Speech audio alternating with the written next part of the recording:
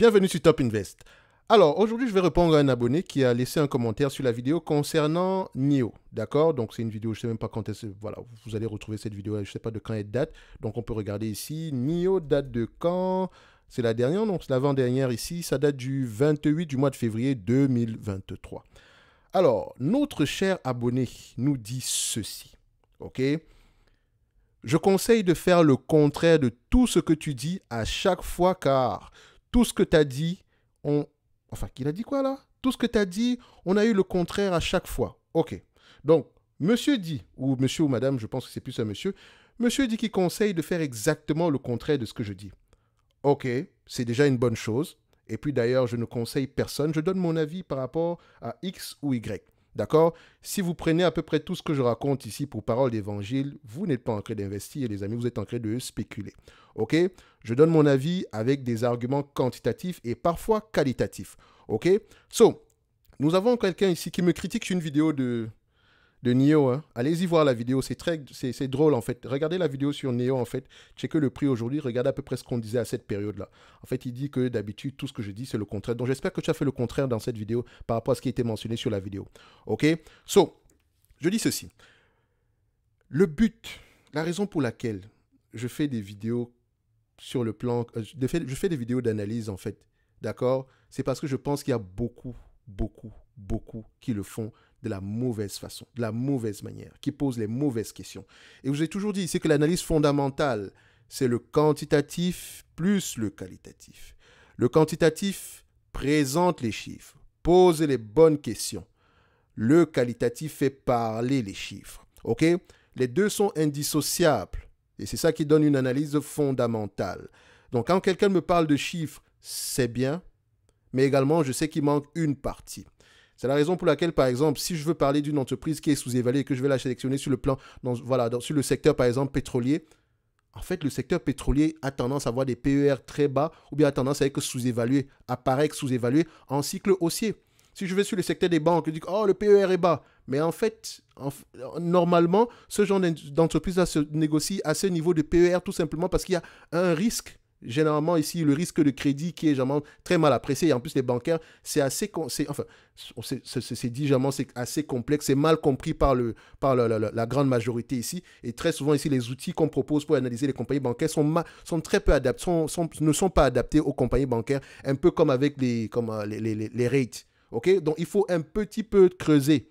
Et comme d'habitude, ici, la majeure partie ici des petits porteurs ne creusent pas, ils se limitent aux états financiers ou bien ils se limitent ici à l'historique, au narratif, genre oui, énergie renouvelable, c'est l'avenir, machin, point barre.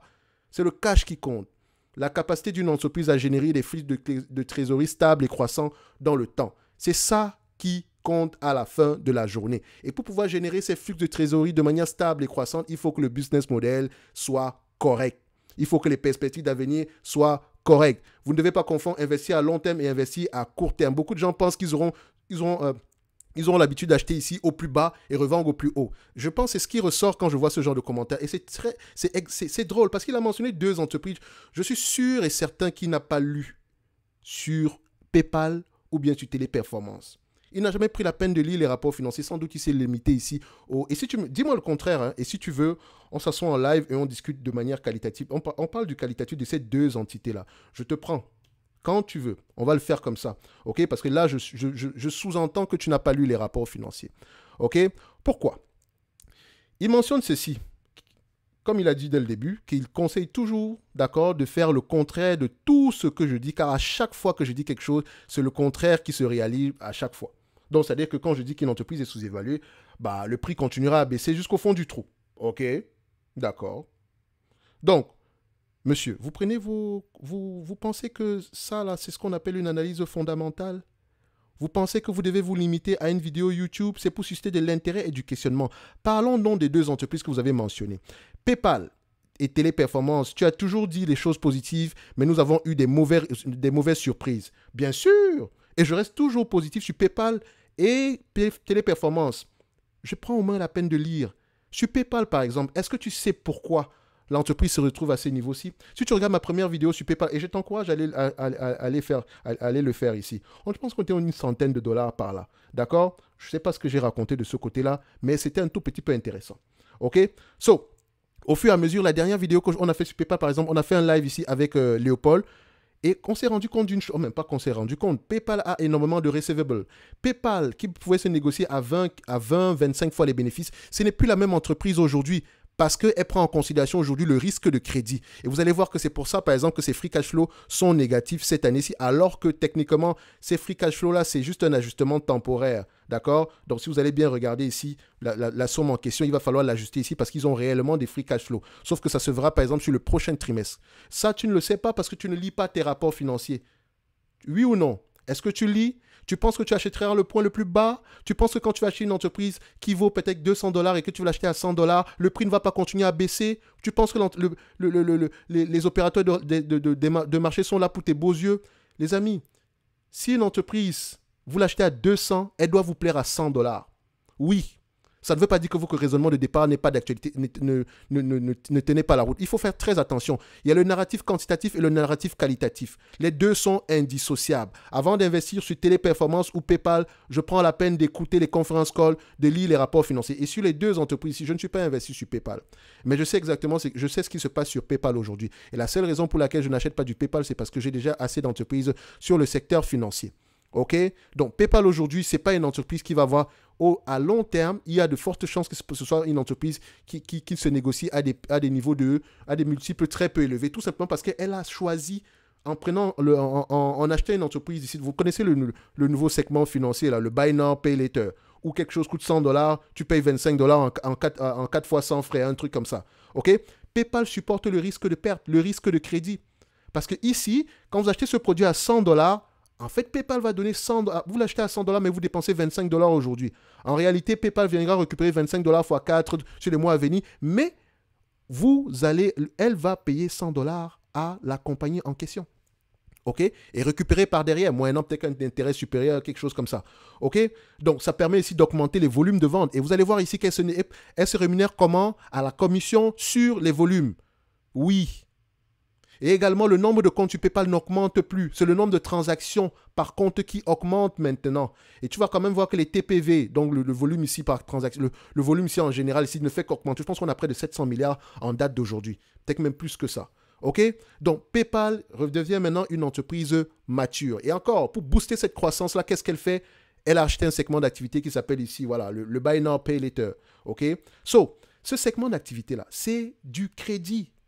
C'est du crédit. Or, si tu regardes les derniers rapports financiers, tu te rends compte d'une chose, que PayPal, son but n'est pas de garder le risque de crédit au sein des bilans financiers, mais de revendre cela. Par exemple, ici, voilà, elle a vendu à peu près de 40 milliards en termes d'entente ici, 40 milliards ici de crédit, de receivable à KKR, d'accord? Donc, ça veut dire ici que si PayPal ici prend a des receivables de 40 milliards ici en Europe, bien sûr, je pense qu'en Europe, certains pays, d'accord, elle va avoir tendance à passer ici les receivables en question à KKR. Et KKR lui donne une commission derrière qui n'est peut-être pas élevée, mais ça permet à l'entreprise de ne pas supporter le risque de crédit. Est-ce que ça, tu le sais? Non.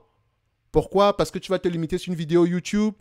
Tu penses que tu vas acheter une entreprise parce qu'elle est quantitativement sous-évaluée uniquement. Tu dois lire tes rapports financiers. Parce que dans la période actuelle, là, présentement, là, si tu paniques, ça veut dire que tu n'as jamais lu tes rapports financiers. Oui, je conseille aux gens de ne pas faire exactement le contraire de ce que tu racontes. J'espère que tu leur as dit ça sur les autres entités. OK? Je ne blague, je ne me vante pas. D'accord? Je ne me vante pas beaucoup. OK? Mais si les gens viennent écouter cette chaîne, ce n'est surtout pas pour je pense surtout que ce n'est pas pour l'objectif de prix. Ce n'est pas pour l'objectif de prix. D'accord? C'est surtout le questionnement derrière. On s'en fout de savoir qu'une entreprise se négocie à 20 fois les bénéfices et qu'elle pourrait être sous-évaluée aujourd'hui. Posez les bonnes questions. C'est ça qui est important. Si ce n'est que l'analyse quantitative, je peux faire ça en moins de 2 minutes. Réellement, aucune de mes vidéos ne devrait durer plus de 2 minutes parce que c'est très rapide. Très, très rapide. Mais derrière, donc, il faut poser les bonnes questions. Pourquoi est-ce que tu vas acheter des compagnies comme, par exemple, tu as une entreprise ici comme Téléperformance. Je te prends l'exemple de Téléperformance. Quelle est la situation aujourd'hui? Est-ce que tu penses que Téléperformance va disparaître? Beaucoup de gens pensent que si, etc. Mais si tu regardes bien au fond, est-ce que tu es client de Téléperformance? À qui est-ce qu'il faut poser cette question-là? Aux clients de Téléperformance. Est-ce que tu es client de Téléperformance? Est-ce que toi, tu négocies des contrats avec Téléperformance? Non. D'accord? Tu ne négocies pas de contrat avec Téléperformance. Pas du tout. L'IA générative en question, c'est un nouveau segment d'activité. Peut-être qu'il y aura où les volumes seront moins élevés, mais les marges seront plus élevées. Donc, c'est un nouveau marché. Est-ce que tu as lu les rapports financiers ici du concurrent à Téléperformance qu'on appelle Concentrix? Tu as écouté les conférences call? Est-ce que tu as écouté le conférence call? Non, sans doute. Sans doute, tu n'as pas écouté le conférence call. Parce que sur le plan quantitatif, Téléperformance est sous-évalué. Il n'y a rien à dire. Même en termes de croissance future ici, les analystes sont toujours confiants. D'accord? Les estimations sont là. Mais tu penses vraiment que moi, je vais investir en me limitant uniquement à ça? La compréhension du business est primordiale pour moi. Quel est le risque actuellement? Est-ce que ce risque-là est... Voilà. Est-ce que le marché surréagit ou bien le marché a potentiellement raison? OK? Parce que c'est ça qui crée l'opportunité. Donc, on est présentement dans une zone grise. OK? Mais quand tu lis les rapports financiers de Concentrix, tu as des éléments qui te permettent d'être optimiste. Quand tu lis les conférences, quand tu écoutes le conférence, quand tu as des éléments qui te permettent d'être optimiste. Il y a une entreprise qu'on appelle Nice, et c'est un abonné ici du service Top Premium qui me l'a mentionné. D'accord? C'est une entreprise israélienne qui fait du service à la clientèle, mais qui utilise, elle est plutôt dans l'utilisation ici de l'IA générative. Regardez à quoi elle ressemble. Allez-y, juste regardez. Elle a des perspectives d'avenir de plus en plus élevées. Les perspectives de croissance sont de plus en plus élevées. Et je pense que j'ai déjà analysé cette compagnie ici. D'accord?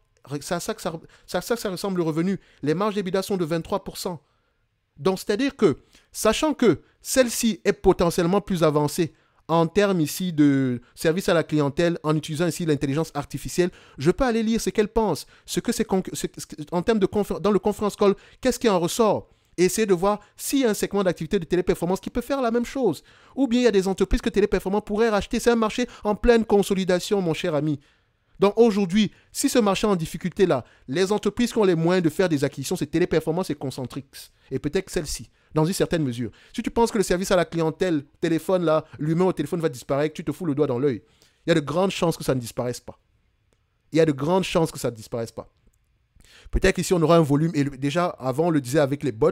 Et je t'encourage à aller lire d'aller écouter les anciens conférences call. Il faut avoir une idée générale déjà du secteur d'activité. Excuse-moi donc d'être optimiste quand moi je lis ça. Je ne tombe pas généralement dans le pessimisme ambiant. Et je peux également me tromper. Et je me réserve le droit de le faire. Et tu as le droit également de ne pas être d'accord. Mais tu ne viens pas mentionner juste des éléments quantitatifs et tu te dis que ouais, je conseille aux gens de ne pas faire exactement le contraire de ce que tu dis. Ah, encore que je ne conseille à personne de faire exactement ce que je fais. D'accord? Je vous encourage, d'accord, à aller lire vos rapports financiers. C'est exactement ça que je fais. D'accord? C'est exactement ça que je fais. Et si je peux vous aider avec le questionnement, je le fais également volontiers. C'est pas pour rien que certaines vidéos, on prend plus de 50 minutes. Mais si on prend du temps pour expliquer ça, la même chose, pour que ce genre de commentaires revienne. Et je dis une chose, ce genre de commentaires-là, ça représente un petit pourcent, même pas 1% de tous les commentaires que je reçois. D'accord? Parce que je pense que j'ai déjà habitué mon audience ici à la lecture des rapports financiers. Et vous allez voir que plus vous lisez, plus vous êtes à l'aise quand l'entreprise se retrouve en difficulté. Retournons sur Nexity. C'est la même chose. Depuis l'année passée, on dit Nexity, le dividende, c'est une entreprise assez compliquée, dans le sens où quand les taux d'intérêt augmentent, elle va souffrir depuis la première vidéo. D'accord? Donc, il vaut mieux se retrouver avec une entité ici qui a la dette la moins élevée possible. Donc, tant qu'elle ne prend pas la décision de couper cette dette-là, on n'est pas d'accord. D'accord? On n'est pas d'accord. Et ça passe par une certaine connaissance du secteur d'activité. Mais toi, tu vas regarder le dividende, etc. Tu vas l'acheter. Oh, Nexity à 13 $, machin. On fait comment? C'est pas à moi qu'il faut poser ce genre de questions. Va lire tes rapports financiers. Va lire tes rapports. Et si tu n'es pas capable de le faire, soit tu te formes, soit tu vas acheter un ETF et tu restes tranquille. Prochainement, ne viens pas me mettre ce genre de commentaires et j'espère que tu te désabonnes dès aujourd'hui. Et si tu n'es pas d'accord du tout par rapport à ces deux entités, tu viens, on parle des business en eux-mêmes. D'accord? On ne parle pas de chiffres. Allons-y parler business. On va voir ici qu'est-ce que toi tu as mentionné ici du point de vue qualitatif. D'accord? On laisse le quantitatif d'un côté. Une entreprise, tu peux l'acheter à 100 $ et le marché peut te donner tort jusqu'à 20 $. Alors que les bénéfices ne font qu'augmenter année après année. Je peux te donner une centaine d'entreprises dans ce sens-là. Vous pensez vraiment qu'on achète une entreprise, le prix commence à monter du jour au lendemain? Ça n'existe pas. D'accord? Ça n'existe pas. Et si ça arrive, dites-vous que vous avez eu un coup de chance. OK? Et parfois même, vous pouvez acheter une entreprise, gagner de l'argent alors que vous avez eu un coup de chance. D'accord? Alors que l'entreprise est balbutiante. OK? Il faut faire très, très attention. Ce genre, c'est très facile à venir écrire. Hein. Et toi, je ne sais pas quelle expérience tu as, mais franchement, si tu investis depuis des années et que tu réfléchis encore comme ça, arrête. Va acheter des ETF. N'investis pas sur des actions. D'accord? N'investis pas sur des actions. J'espère que tu vas ouvrir une chaîne YouTube où tu vas exactement prendre toutes les entreprises que j'ai eu à mentionner ici sur le plan quantitatif. Qu'est-ce que je disais? Où est-ce qu'on en est aujourd'hui? Ma chaîne existe juste depuis 1 an. Donc, tu vas déjà te dire ici que si tu le fais, si tu as un avis pareil, déjà, c'est que, techniquement, 1 an, c'est quoi sur la vie d'un investisseur? Et je ne t'envoie pas au casse-pipe. Pas du tout. On parle ici du point de vue quantitatif et également du point de vue qualitatif. Une fois que le quantitatif est intéressant, on fait parler le qualitatif maintenant. On fait parler le qualitatif maintenant. OK? Donc, PayPal ne va pas disparaître. Mais PayPal aura tendance à se négocier à des bénéfices nets, à des PER moins élevés que d'habitude. Il faut faire attention. OK? Téléperformance ne va pas disparaître. Ah non, soyons certains qu'ils ne vont pas disparaître. OK? Maintenant, comment est-ce qu'elle va aborder tout ce qui concerne tes gens? Et il y a de bonnes nouvelles. Hein? Il le mentionne, mais sauf que voilà. Le marché se dit, ouais, on va attendre à peu près à quoi ça va ressembler ici, si les différents clients de téléperformance vont à peu près vont avoir recours à nouveau à ces services. Ils vont avoir recours aux services de téléperformance. Ne vous inquiétez même pas par rapport à ça. D'accord? On a peut-être un ralentissement cette année-ci. Ça ne va pas changer grand-chose. Parce que c'est un marché en pleine consolidation. Donc, pour ceux qui s'inquiètent déjà de la croissance de téléperformance, il n'y aura pas de problème au niveau de la croissance. OK? Et si vous avez des doutes, n'y allez pas du tout. N'y allez juste pas. Et je lui ai répondu, je lui ai dit, ça me rappelle une vidéo qu'on a fait il y a quelques temps ici, à savoir, bon, je lui ai dit, ok, je te répondrai en vidéo tout à l'heure, c'est mieux, donc par écrit, parce que ça ne rentrera pas dans ta tête si je le mets par écrit, ok? Donc je lui ai également mentionné qu'il gagnerait à regarder la vidéo qui concerne, mentionné la vidéo intitulée J'arrête la bourse, mes raisons. Une vieille vidéo où on parlait également d'un abonné qui avait acheté des actions qui ne savait pas quoi faire avec ses actions de Meta et ses actions de Warner Bros. Discovery, etc. Aujourd'hui, je pense que sur Meta, je pense que s'il a gardé ces actions-là, il se rappelle de qu'il se rappelle de la situation de son état d'esprit. À ce moment-là, il va se dire, ah ouais, quand même, hein. Il y a vraiment de fortes chances que il y a vraiment un avantage ici à lire les rapports financiers, à avoir une connaissance assez profonde de la compagnie, à lire sur les concurrents. Parce que c'est ça qui t'aide à tenir en période difficile. OK? Et le problème ici, c'est que je pense que ce genre de personnes, ils sont très influencés par l'analyse technique qui veut jamais acheter. Oh ouais, on n'achète pas un couteau qui tombe. Il faut attendre un signal aussi. Ne mettez pas ce genre de commentaires ici sur ma chaîne. Je ne fais pas d'analyse technique. Je ne veux rien avoir à faire avec ça. OK? Je ne connais. Et comme je le dis encore, vous faites ce que vous voulez avec. Mais quand tu écoutes quelqu'un parler, allez demander à Williams Higon s'il utilise l'analyse technique. Je pense qu'il va vous rire au nez. D'accord? Posez-vous les bonnes questions. Ceux qui ont de la performance à long terme là, ils travaillent sur les entreprises, ils lisent les rapports financiers, ils écoutent les conférences calls, ils vont aux assemblées générales, ils posent des questions, ils lisent sur les concurrents. C'est pour ça que je vous ai toujours dit que analyser une compagnie, ce n'est pas aussi facile que vous le pensez. Hein. Ça ne prend pas 2 minutes, ça ne prend pas une semaine, ça peut même prendre des mois. OK? Parce que ça ne se limite pas juste aux chiffres. Et une fois que vous avez une compréhension assez intéressante du secteur d'activité, de la compagnie, des concurrents, vous y investissez avec conviction. Vous pouvez investir avec conviction, le cœur léger. On va vous dire aujourd'hui que, ouais, LVMH, je suis sûr et certain qu'il y a des gens aujourd'hui qui adorent LVMH, mais si LVMH fait moins 50% demain, les mêmes vont commencer à paniquer. Oui, les mêmes vont commencer à paniquer. Si la Chine interdit, par exemple, tous les produits LVMH, vous allez paniquer que, ouais, c'est fini, c'était un gros marché. Il n'y aura pas d'alternative pour vous. Vous ne vous dites pas que peut-être même le fait que ce soit interdit, c'est à ce moment-là que la demande sera de plus en plus élevée et peut-être que ça va coûter bien plus cher. Parce qu'en réalité, LVMH va rester LVMH. D'accord? Louis Vuitton va rester Louis Vuitton. Hermès va rester Hermès. Dior restera Dior. Tant et aussi longtemps que le marketing reste exactement le même. D'accord? Tant que leur positionnement reste le même. Vous allez créer une marque aujourd'hui pour concurrencer Dior? Ça va vous prendre du temps. Donc, les amis, avant de mettre ce genre de commentaires prochainement, réfléchissez à 2 fois. Donnez-moi des arguments qualitatifs. Parce que si ce n'est que le quantitatif, le prix baisse, etc., moi, je m'en fous que le prix baisse. J'ai des entreprises en portefeuille. Je vous ai toujours parlé de CVS. Vendez vos actions CVS. Ça fait plusieurs années que j'achète mes actions CVS et je suis tranquille. Et pas tranquille, je le fais que non, c'est que je veux dire, c'est parce que je fais une vidéo YouTube. Non, allez lire les rapports financiers de la compagnie. C'est pas une compagnie que, par exemple, quelqu'un va te dire non, c'est des pharmacies, Amazon, etc. Tu ne comprends même pas ce business model si tu me mentionnes Amazon pour les pharmacies. Parce que ce qu'Amazon veut faire aujourd'hui, on le fait depuis des années. Et encore aujourd'hui, CVS est verticalement intégré. Et demain, quand tu verras l'entreprise se négocier quand tu verras l'entreprise se négocier à un prix 2 fois plus élevé que ça, tu seras étonné. Mais comment est-ce qu'elle a fait? Elle a déjà des bénéfices nets de plus en plus élevés en date d'aujourd'hui. Elle rembourse la dette et rachète des actions. C'est ce qu'elle fait. Et elle veut être verticalement intégrer toute la chaîne de valeur de l'assureur à la clinique. Peut-être pas à l'hôpital, mais de l'assureur à la clinique en passant par la pharmacie. Elle veut absolument dominer, même pas dominer, mais à peu près, et dégager des économies d'échelle en disposant à peu près de tous ces différents segments d'activité-là, qui n'ont peut-être pas une relation directe avec les pharmacies, mais qui sont liés. Si vous allez dans une clinique, on vous fait des prescriptions. Et quand on vous fait une prescription, vous allez à la pharmacie. Si vous êtes client maintenant de United Health, l'assureur de la compagnie d'assurance qui appartient à CVS, c'est encore de l'argent derrière. Et vu que vous êtes peut-être client, on va plutôt vous donner un générique qui va vous coûter peut-être moins cher et qui va permettre à l'entreprise de faire des économies. D'accord? Faites attention, les amis. Investir là, ce n'est pas une affaire de chiffres uniquement. Hein.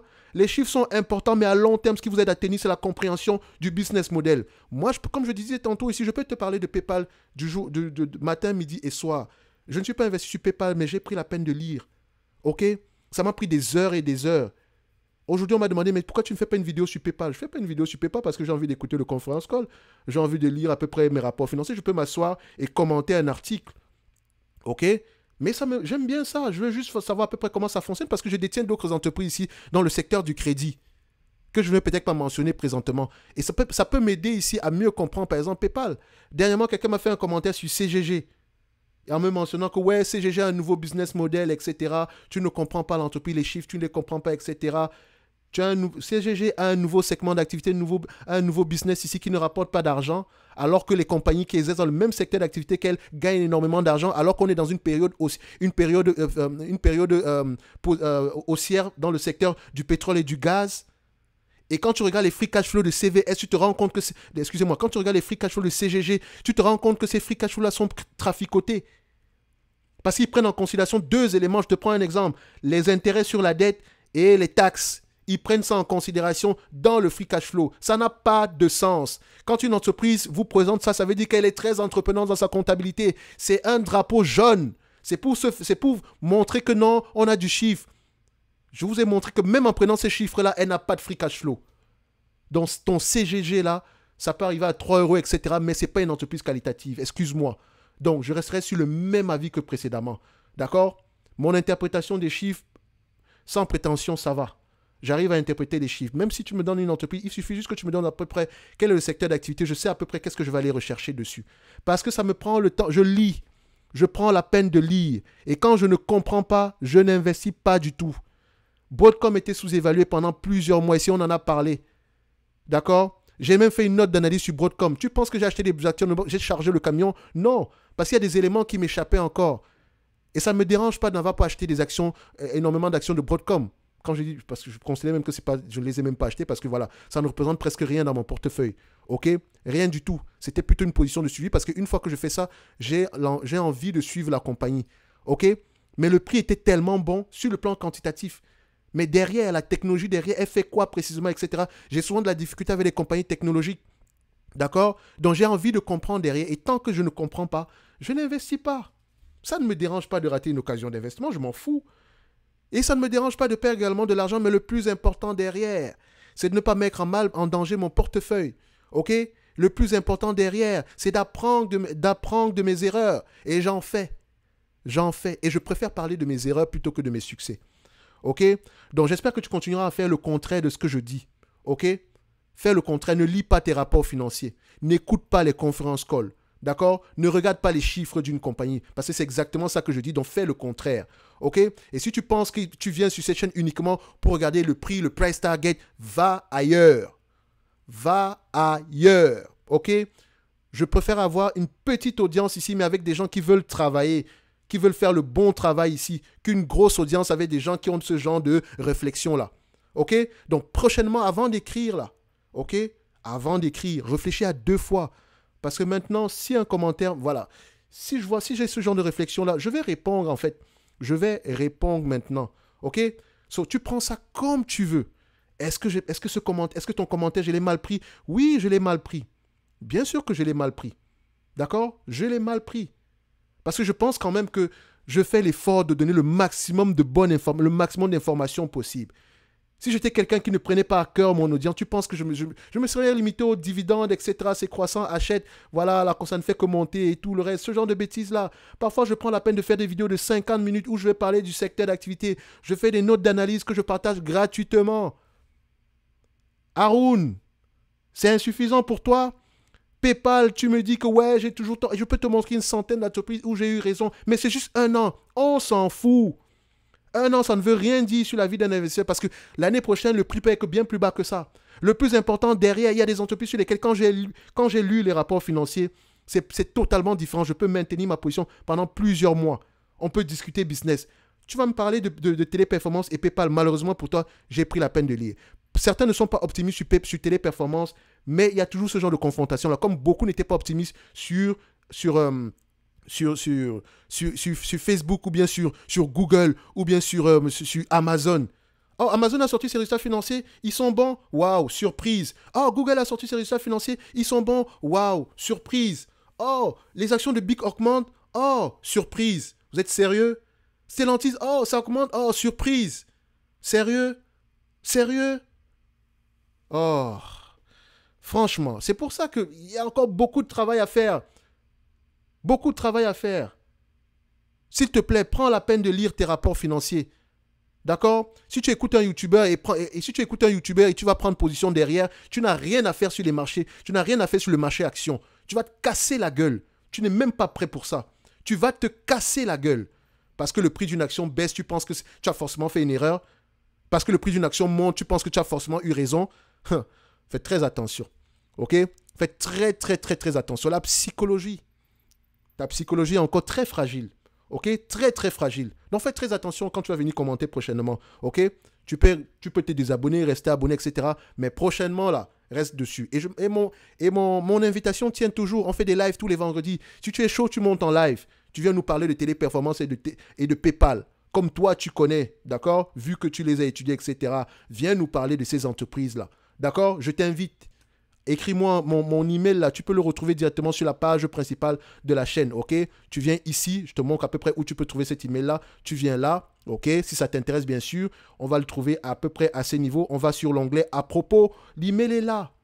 Tu cliques, tu dis ok Thierry, je vais monter en live vendredi, on va parler de PayPal et de Téléperformance. D'accord? Je t'invite, viens on parle. Viens on parle du business du point de vue qualitatif et prépare tes arguments. D'accord? Viens me convaincre que ces deux entités-là, voilà, c'est de la merde, etc. Comme tu veux. Parce que sur PayPal, je sais pourquoi. Qu'est-ce qui se passe? Sur Téléperformance, je sais qu'est-ce qui se passe. Et sur Téléperformance, j'accepte de supporter ce risque-là. D'accord? Mon argument est simple. Ça marche, tant mieux. Ça ne marche pas, je ne serai pas à la rue. Mais il y a de fortes chances que ça fonctionne également. Et ça, c'est mon argumentaire. D'accord? Par rapport je peux te citer également les différents éléments qui me permettent d'être optimiste sur Téléperformance. Mais tu veux que je fasse tout le travail pour toi? Tu veux pas lire? Tu vas aller sur YouTube, avoir toutes les réponses d'un coup?